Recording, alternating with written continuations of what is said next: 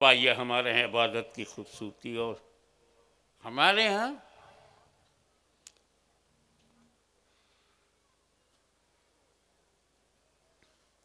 जब हम इबादत करते हैं तो हमारे और रब के दरमियान प्रीत है, मोहब्बत है।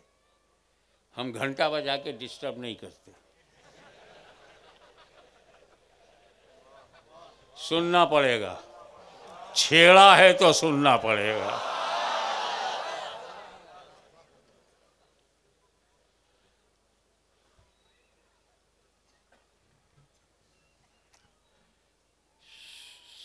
सबसे टॉप क्लास की इस्लाम में जो पूजा है, वर्शिप है, वो नमाज है।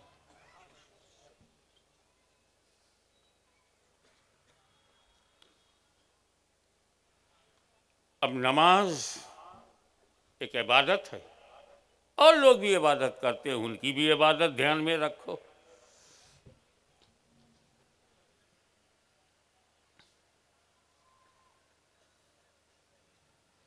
हम अपने बनाने वाले का सजदा करते हैं। क्या खूबसूरती है हमारी, जिसने हमें बनाया, जो हमारा क्रिएटर है, हम उसको सजदा करते हैं।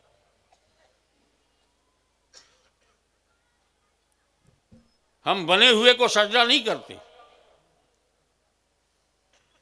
बनाने वाले का सजदा करते हैं। हो सकता है बना हुआ सर्वश्रेष्ठ हो, बना हुआ ग्रेटेस्ट हो। बहुत सी ऐसी क्रिएशन है, रचनाएं हैं, उन रचनाओं में बहुत महान और सबसे ज़्यादा अजमत वाले हमारे रसूल हैं। हम उनको भी सजदा नहीं करते। भारत की धरती पर इस्लाम को फैलाने में ख्वाजा गरीब नवाज हैं, हम उनको भी सजदा नहीं करते। ऐसा थोड़ी है कि जिसको मानो उसको सजदा करो। हम अपने माँ बाप से ज़्यादा किसी को नहीं मानते दुनिया में, फिर भी उनको सजदा नहीं करते। इन कम से कम हमारे पास एक माल है जो सिर्फ अल्लाह के लिए। इनके पास कुछ ऐसा है ही नहीं जो सिर्फ खुदा के लिए हो। अब जब खुदा के ही तुम न रहे तो हमारे कितने हो। अब आओ, क्या जरूरत है जिंदगी में? जिंदगी में जरूरत है एकताबद्ध होना। समाज में जरूरी है, कश्मीर से कन्याकुमारी तक जरूरी है एक होना। और मुसलमानों, कदम से कदम मिला के चलो, कांधे से कांधा मिला के रहो। और ये जानते हो क्वालिटी किसकी है? ये सेना, आर्मी की क्वालिटी है। उन्हें ट्रेन किया जाता है कि तुम्हारा पैर से पैर मिला हो, कांधे से कांधा मिला हो। और इस डिसिप्लिन के लिए अरबों खरबों रुपया खर्च किया जाता है। तब जाकर के आर्मी डिसिप्लिन मुल्क को बचाती है, देश की रक्षा करती है। कोई इस दिशा में जा रहा, कोई उस दिशा में जा रहा नहीं, चेहरा एक तरफ, कदम एक साथ, कांधे से कांधा मिलाए हुए ट्रेनिंग दे रहा है।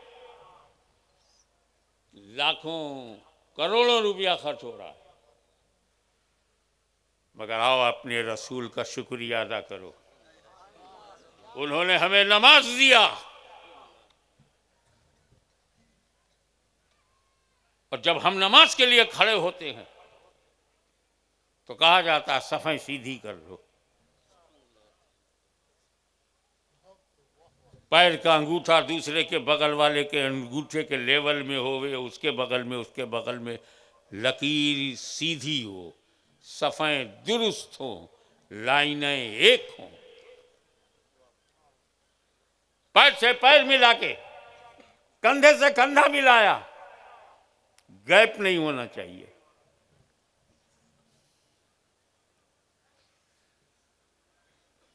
कितना करीब किया है एक मुसलमान को मुसलमान से नमाज ने। घर से निकले, मस्जिद में आए, सवाब बोलते ज्यादा मिलेगा। क्या मस्जिद में खुदा कोई और है और घर में खुदा कोई और है? घर में जोहर पढ़ूंगा तब भी जोहर होगी, और मस्जिद में जोहर पढ़ूंगा तब भी जोहर होगी, तो मस्जिद में सवाब ज्यादा क्यों? जवाब मिला, ये मस्जिद में जाने का सवाब नहीं है, ये तूने घर छोड़ा है, बीवी बच्चों को छोड़ा है, अपना परिवार छोड़ा है, अपना घर बार छोड़ा है। इस छोड़ने के जज्बे पर तेरा सवाब बढ़ गया। यानी तूने परिवार की तरफ पीट कर लिया, चेहरा अपने रब की तरफ कर लिया, इसलिए तेरा सवाब बढ़ गया।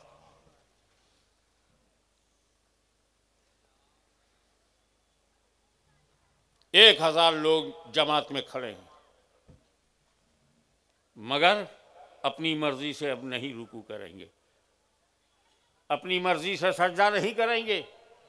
आगे एक इमाम है, पूछे पूरी आवाम है, 50 सफ़ें लगी हुई हैं। जब इमाम रुकू में जाएगा तो जमात रुकू में जाएगी, इमाम खड़ा होगा तो जमात खड़ी होगी, इमाम सजदे में जाएगा तो जमात सजदे में जाएगी। आगे आगे इमाम, पीछे पीछे अवाम। क्या मतलब? बंदगी में जिंदगी डालने के लिए एक इमाम के पीछे चलते हो, तो अपनी जिंदगी में भी जिंदगी पैदा करने के लिए ऐसे ही एकताबद्ध हो जाओ, दसियों आवाजें उठाकर आपस में टकराव का माहौल मत पैदा करो, एक बन जाओ, मुत्तहिद हो जाओ, और कभी भी अपने इमाम से आगे जाने की कोशिश मत करना। इमाम रुकू में है, तुम सजदे में नहीं जा सकते। तो ये अल्लाह मेरे को बहुत जज्बा है सजदा करने का, इमाम रुकू में जितना टाइम लेगा मैं सजदे में चला जाऊं, सजदे में मुझे ज़्यादा वक्त मिल जाएगा, नमाज नहीं होगी।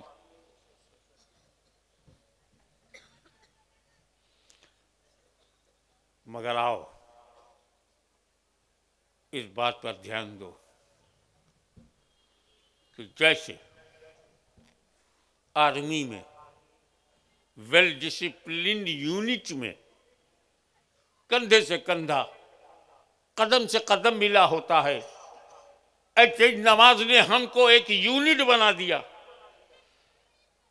लेकिन एक फर्क हमारे और आर्मी के बीच में है, आर्मी में कदम से कदम मिला, आर्मी में कंधे से कंधा मिला, मगर नमाज और आर्मी में फर्क यह है कि जो सिपाही ट्रेनिंग कर रहा है, कंधे से कंधा मिला के चल रहा है, हर सिपाही की नीयत अलग है कि जैसे मेरी ट्रेनिंग खत्म होगी मैं नाश्ता करूंगा, किसी का है मैं बाजार जाऊंगा, किसी की नीयत है कि मैं कपड़े चेंज करूंगा, किसी की नीयत कुछ और है, किसी की नीयत कुछ और है। उनकी नीयतें एक नहीं है, मगर नमाज वो ताकत है जिसने कंधे से कंधा भी मिला दिया और नीयतें भी सबकी एक बना दी।